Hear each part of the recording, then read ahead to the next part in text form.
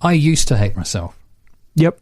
What the sign that I carried with me, and nobody really knew this until I wrote about it in the book, was about 1999 or thereabouts. So I'm just a couple of years out of high school, maybe 125, something like that.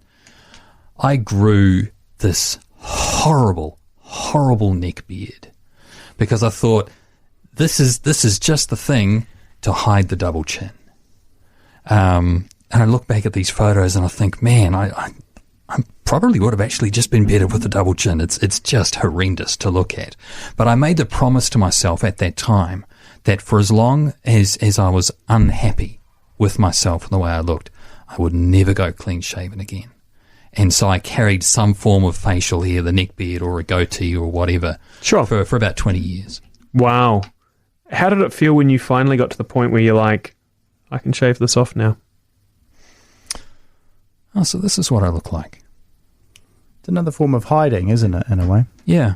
For you. Yeah. Well, I've got a text here, and it's just that the texter has just written themselves as S, and it just says, I totally understand these feelings, that it's really hard to listen to. At the moment, I feel like I should be out in public.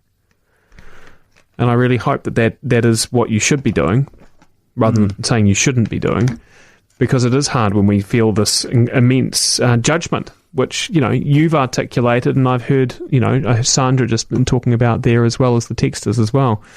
I think the thing is it's really hard to do things that we feel good about when we don't feel good about ourselves. And of course, to turn that round the other way, and this is something else we talk about a lot on the show, right, is if we do the action that leads to the feeling we want, then we can actually get to the feeling in a different way. So if we just start to do things that we're proud of, lose a few kgs, change our diet, start to embrace the idea that change is possible, then it will actually generate the feelings that come along with it. And so, a lot of times, whether it's addiction or whether it's eating issues, it's a negative spiral, right? We can actually turn that around. It's just the hard part's the first part. Getting that momentum to go in the different direction is the challenge, I think.